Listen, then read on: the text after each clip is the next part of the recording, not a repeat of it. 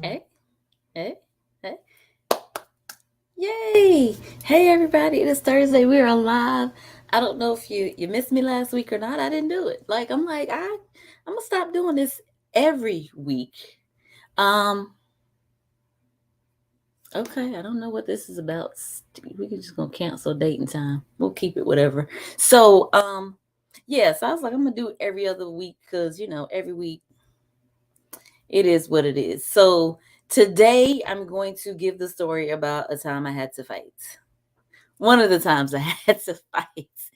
So this is in honor or in keeping with Domestic Violence Awareness Month. I will tell you the issue that I had with a man that I had to fight.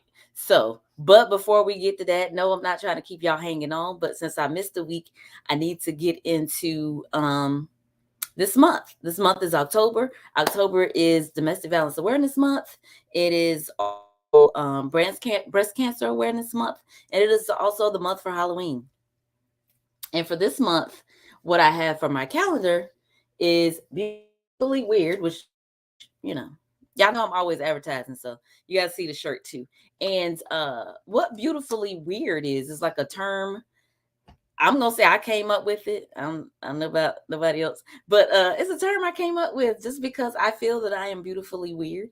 I feel that there are a lot of people that are beautifully weird and get overlooked because they're different from other people. Because everybody is not the same, but sometimes out here in the single streets, people want the same. They say they don't, because once they realize you're different, they're like, oh, you different. I don't want that. They want different. So I actually wrote a poem about it, which is what I have here in the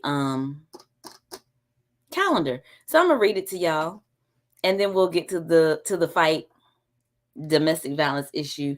Let's see. Miss Dahlia said, "Hey," and she said, "We are."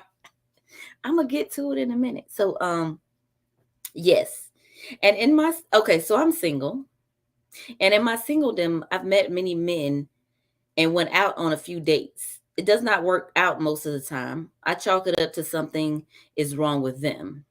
Truth is, many of them are good men, good, regular, normal, ordinary men. Also, the truth, I am a good woman. I'm just not regular, normal, or ordinary. All this time, I was thinking that they were the weirdos, and it was me the whole time. I try to explain this to the men I meet. I let them know I am unlike anyone they've ever met or dated. Most men don't believe me until we have dated and then they understand. Then there are those who claim to get me, but they either want to change me or treat me like her. Then there are those that just get frustrated and call me a weirdo. I will take that. If I am weird for not being like everyone else, then I am a weirdo.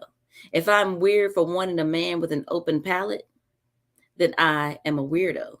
I want us to explore food together, to go from sushi to burgers, from sea bass to pizza, from a good steak to a good cheese steak. I want him to take me places I've never been. If I'm weird for wanting a man with an open mind, then I am a weirdo. I want us to explore different things about life together. Everyone has an opinion on politics, religion, the latest news.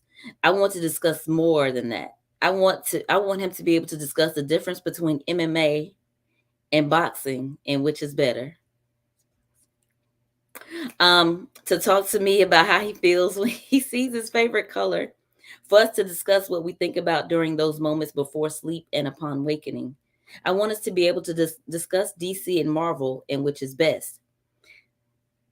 Sidebar, it's a toss up at this point. I don't know what they're doing. So a man that is well traveled, and we will do more together either by car, plane, or train. I want a man that gets me, a weirdo. And by weirdo, I mean great, irregular, abnormal, extraordinary man, beautifully weird.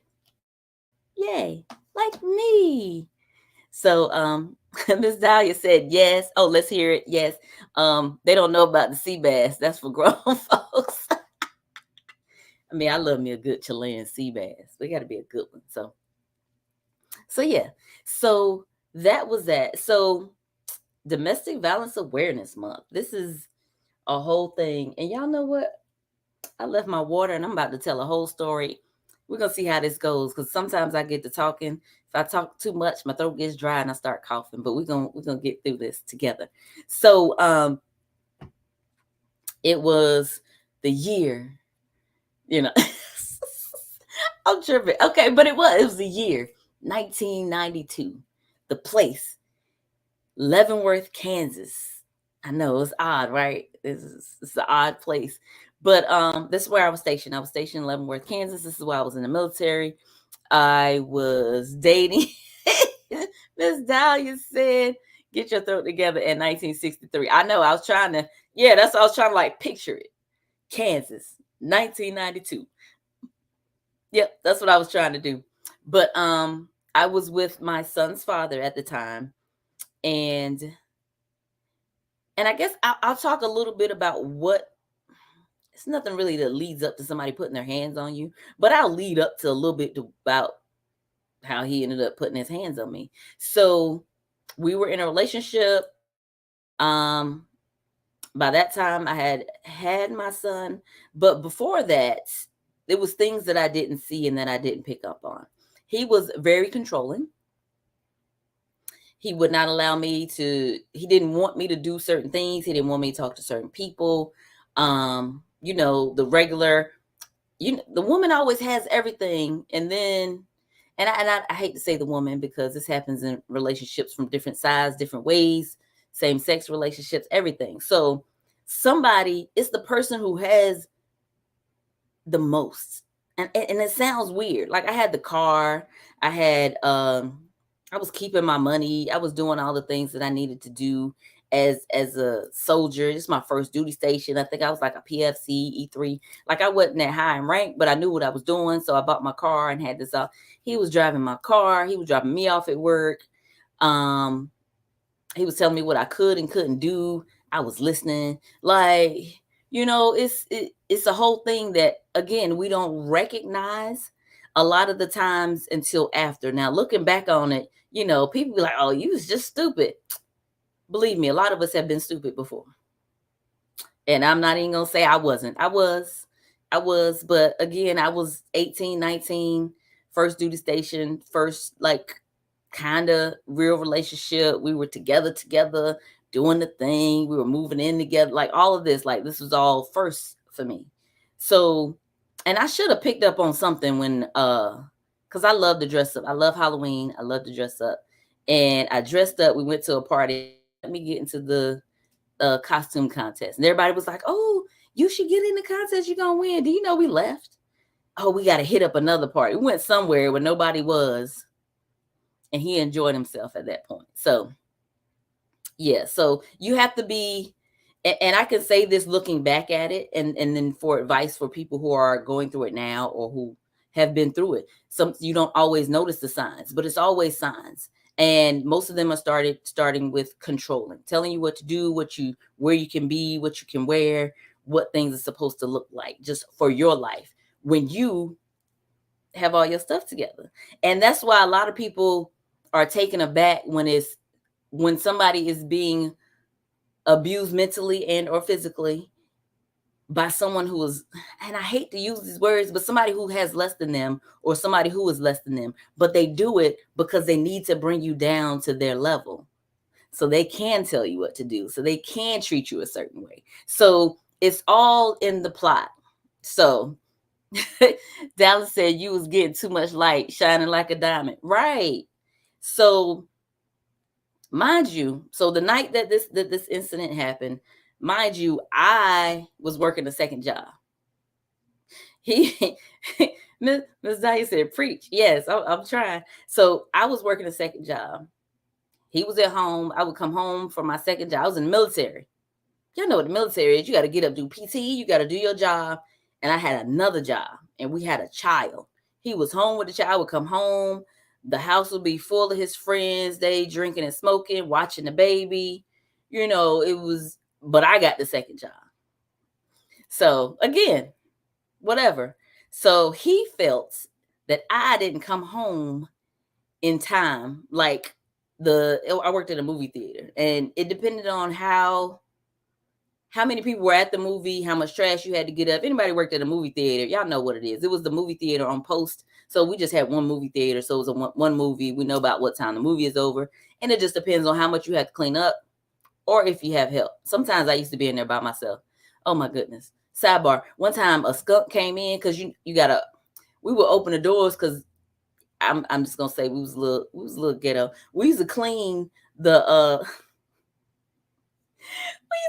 movie theater with a blower, a gas blower. So we would open the doors so the smell of the gas could get out so it wouldn't overtake us. But we would start from the back of the movie theater and go down the rows, blow all the trash to the front, and then get everything up.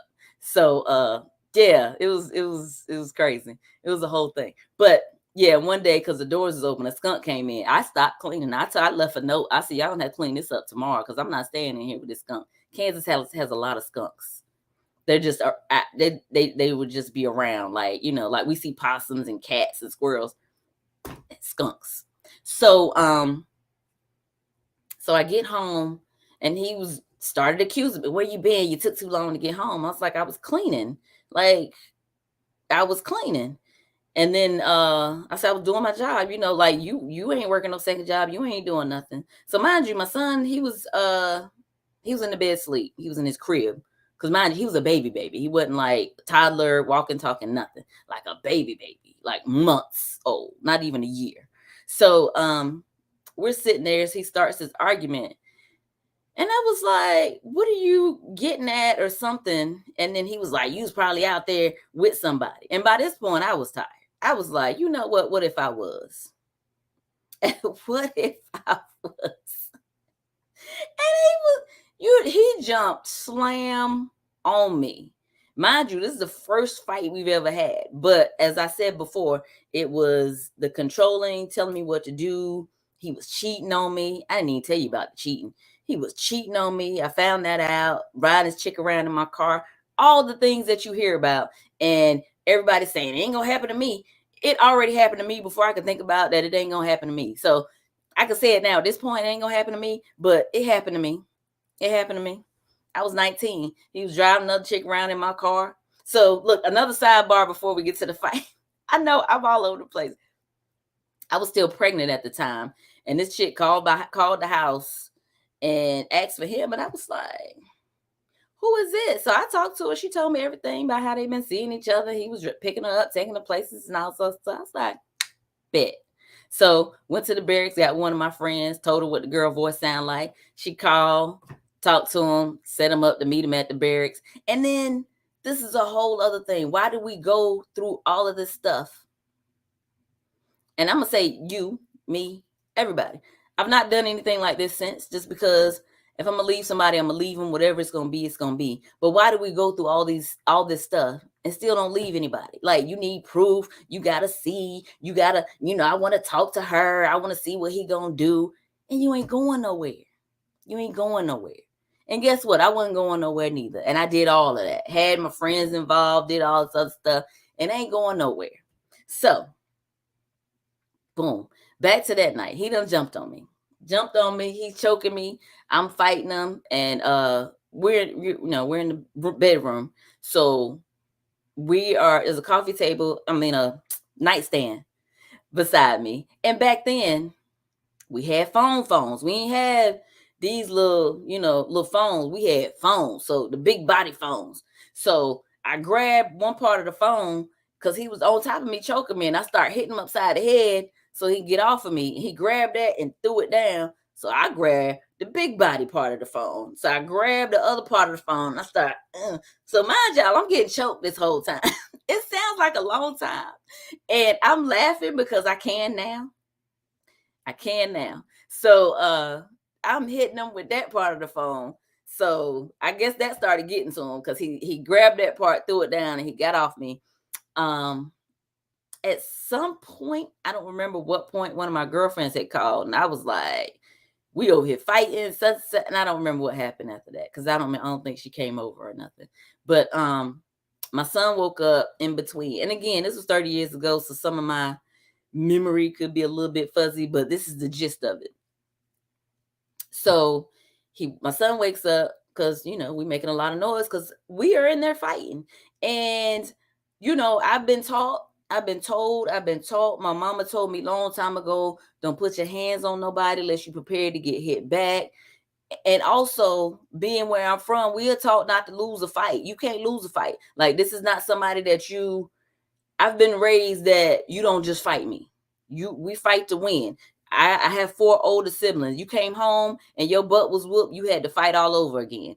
Or they was gonna send you back out there to fight them again until it was definite that you wasn't gonna never lose, never that you wasn't gonna never win, or you was gonna win. Like, you had to keep fighting. So that's what's in my mind. That's what's in my blood. That's what has been triggered. Because Fayetteville, Vietnam, and you know how we do. So he gets up, he go in there to our son. He goes to pick him up. So we had I was living on post by then. So we had tile floors. So I kept the broom in there because it would get dusty. So I would always have to sweep in there because we didn't have carpet. And so I was sweeping there every day. So I just kept the broom and dustpan in there. So he bent over to thought he was gonna pick up our baby. I started beating him with that broom. Like, how you think you gonna jump on me, choke me, and that the fight was gonna be over? I don't know why he thought that was gonna happen, but it didn't. So I started beating him because you're not gonna just jump on me and everything gonna be okay. And so he grabbed me and slammed me against the wall. And he went somewhere. I don't know. He went downstairs or something. Got my baby, went downstairs, got his milk. We got in the bedroom, locked the door, stayed in there. He outside the bedroom. He done got his gun. He was like, I'm going to kill myself. Let me in the room. Let me talk to you. Because by then I was like, it's over. We're not doing this no more. He was like, no, I need to see you. But we stayed right in that room. And I could hear him clicking the gun. Like, I don't know why he thought that saying I got the gun and I'm clicking the gun going to make me open the door. I was like, whatever. We staying in here. He was gonna have to break that door down if he wanted to get in there. Because I won't open it. I'm gonna kill myself. I was like, you gotta do what you gotta do. So I'm gonna pause right there and say, for those people who have been in these instances, because I know I'm not the only one. I know this is not the first time. I know this is not, your first time hearing it. People who have experienced it, people who have experienced it. If anybody is abusing you and they tell you leave them, they're going to kill themselves, and they actually do it, it is not your fault. You are not keeping them alive. Your leaving is probably keeping you alive, because sometimes in those instances, they will hurt themselves and you. So don't take it as a vile threat, like an empty threat or whatever. I need you to take it seriously, and don't go out there thinking you're going to talk somebody out of killing themselves when they have a weapon in their hand. So I went to bed. So me and my son went to bed. I gave him his milk. We went to sleep. Woke up the next morning. Went downstairs. He was downstairs on the couch, drunk. He drank himself to sleep. I called the barracks. I called his barracks. I called 2 of his friends. I would say their names, but it won't Tyrone though. But I didn't call Tyrone. Called 2 of his friends to come over, because I called them before he woke up. Because I think in his mind, he thought we was going to sleep it off and everything was going to be okay in the morning. Called his friends before he woke up, and I was like, hey, y'all need to come over here and help him move his stuff. They were like, what? It's like, yeah, come on over. So they came over, and they standing over him on the couch, and they tapped him. He woke up, and it was them 2 standing over him. They was like, she said, we came over here to help you move. And he like looked around them at me, and I was standing back there looking back at him like, what? So they helped him move. I would say I ain't seen him since, but we were still stationed together. But once we switched duty stations, he got missing. He didn't want anything to do with his son. He didn't want he still wanted something to do with me. So if I was like talking to him or whatever, he'd be like, oh, let me hear his voice. Let me hear him say something, whatever. But no, that was his last time. His last time with me. And when I tell you, for some reason, chicks was all over him, and they couldn't understand why. Like, girls that knew me, that was in my unit and all this other stuff, I go over there to drop my son off because I had to do something or whatever. They'd be over there hiding behind the door. I'm like, what you hiding for, girl? I do not care. If you only knew how much I did not care. Because once, however much I cared for that man, when he jumped on me, all that went out the window. Because I was also taught people who love you ain't going to beat on you. They're not going to jump on you. They're not going to choke you in that way. They're not going to do that. They're not doing things to harm you. People who really love you aren't going to do those things to you. And I knew that from, just know my family. Like I said, my mom was like, people like, we don't beat on you. Well, lies they tell. My mom used to whip my tail. But you know what I'm saying. Like, you're not supposed to be putting your hands on your partner in that way. Out of anger, out of frustration, whatever it is, you should not be putting your hands on anybody. So I even had this one girl I used to hang with. Like, we used to go out together. And I went out one time and I saw her with him. I just looked at them and smiled because I was like, better you than me. Because if you know like I know, you wouldn't be with him. But apparently he was a catch. I don't know. I don't see it. I don't know. I mean, I saw it within, but like I said, once somebody jump on you, everything, like he jumped on me. I was like, woo, everything came to light. I could see the light. I could see everything in front of me. I could see everything I needed to see. Like, you ain't got to hit me more than once for me to know that we ain't going to be together no more. So, and then I'm going to tell you this other story. I got y'all here. We just going to talk.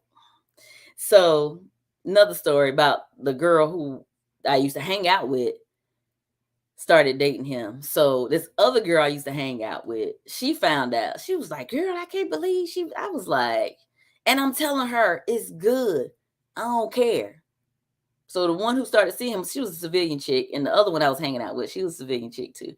And me and the other girl went out. And the girl was out there. And she was like, you need to fight her. I said, I'm not fighting her. I said, if I fight her, it's going to look like I'm fighting over him, and I don't care. Like, if you know what I know, like I told you what he did to me, I'm not fighting over this man. I don't care. I don't care, and I don't care. And she was like, but she was your friend. And I was like, no, I'm not. So she took it upon herself to fight this girl. I said, I'm not helping you. Don't fight this girl. This is not why we came out here to have fun. Leave that girl alone. Nope, she decided to fight the girl. That girl whooped her tail. And I was like, I told you not to fight. I told you not to fight. I told you I wasn't going to help you. I told you to go over here, sit down somewhere. I told you all of this before you decided to go fight that girl for nothing. Because I ain't want you to fight the girl. Because I'm not fighting over no man. Because that was, man, so many lessons my mama told me when I was young that I actually listened to.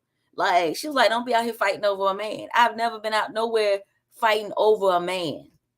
The closest I came to fighting over a man was in 8th grade, but the girl jumped on me.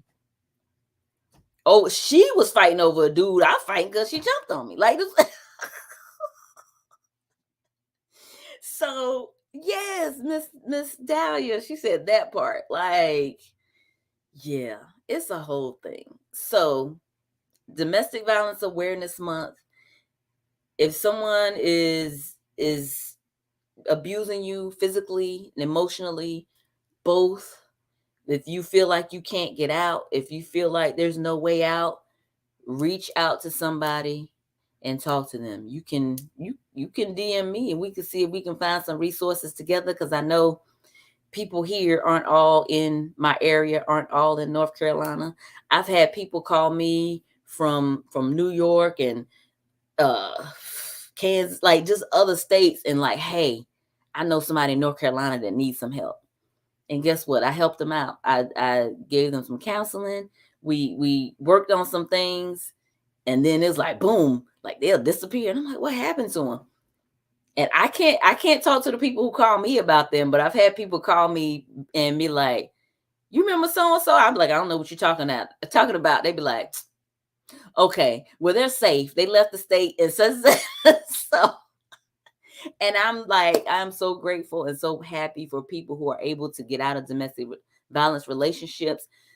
It's not, And I would say it's not as easy as I did it because it sounds easy for me. It because I was done in that instance. But like I said, it was happening way before I got pregnant. It was happening before that I didn't see it. So I'm not gonna say I got out easy because I was pretty much still emotionally and mentally abused before the actual physical started. So just, if you need help, reach out. If reach out to somebody and see if somebody can help you. It does take time. People want you out right away. If you talk to somebody, they like, just leave, just leave. But for some people, it takes time. If you have children together, if they are the breadwinner. But I will say again, in a lot of these situations, it's the people who have the most, and other people are coming in to control it. So get your bank account together, get you a plan together, get things together. So if you have to leave, because it sounds easy, but again, some of these people are more dangerous than we know. So sometimes you can't just get up and leave. And I will say, for people who know people in domestic violence relationships, still be there for them, because a lot of times that person that they're with will have them cut you off. You can't talk to them, you can't hear from them, and all of a sudden they'll reach out. Be there as best you can. Be there for them. I just had a friend. He was in a relationship for 3 years, and she didn't want him talking to other women. Period. And I tried to tell him, I was like, this is not good. It's kind of controlling. It's getting on, emotionally abusive. And he was like, no, I like her. I love her. I'm gonna do this for her. And then he realized he was in a domestic violence relationship. So, I'm just saying, sometimes you have to listen to people who know, to the experts, not only because I'm a psychologist, but also because I've been through it. I know a domestic violence relationship, or, mentally, like I said, domestic violence is also mental. I know it when I see it. And when he came back around, we are still the best of friends. I'm like, I'm gonna still be here for you. I'm not gonna do you like you did me. But I said, it's not gonna happen again. I'm gonna need you to get you some women who are secure within themselves, who aren't controlling, who aren't manipulative, like all of that. I'm gonna need you to choose better. Because somebody's telling you that you can't talk to somebody, or that you can't be around somebody just because they are of the sex that you like, is not a good look. It's yeah, a little controlling. And I will say, I know a lot of people aren't gonna agree with this. That phone thing, it's controlling. If you got to hand your phone over every time you do something, or you go somewhere, let me see your phone. Let me see your phone. That's controlling. You either trust them or you don't. What you gonna do when you find out? What you gonna? Ray got 15 chicks in his phone he talked to today. What you gonna do? Nothing. You gonna fuss him out and cuss him out and be like, I'm gonna go. You ain't going nowhere. Stop it. Stop checking up on people knowing you ain't going nowhere. Stop being mentally and emotionally abusive to people. Stop hitting on people. Like, stop doing all of this. You ain't going nowhere. Unless you are. But like I said, you need help getting out. Do what you got to do. Domestic Violence Awareness Month, y'all. This is October. I might talk about this last time because I haven't been on here almost 30 minutes now. I didn't realize I was going to talk this long. But last quarter of the year, now's the time to start making plans for next year. Now's the time, like January 1st. If you've not planned out for 2024, by the time January 1st hit, you're already behind. Now's the time to plan for January, for the next year. Last quarter is where you plan, and start executing if you can. Don't wait until the next year to plan for the next year. So, yeah, I think that's it. I've said enough for today. I'm gonna go get me some water and maybe a nap. I don't know. I'm tired. So yeah, I done told y'all all my business today. Oh well, it happens. Hopefully it can help somebody. So, all right, TikTok, have a good one. Nice seeing y'all over here. Okay. Fan base, thank you for watching. Bye. Okay. IG, thank y'all for watching, commenting. There was quite a few of y'all over here. I didn't get all the comments and stuff, but thank y'all for watching. Love y'all. There we go. In. And Facebook, YouTube, love y'all most of all. Thank y'all for watching, and I'll see y'all probably in 2 weeks. I'm probably not going to do anything next week, so 2 weeks.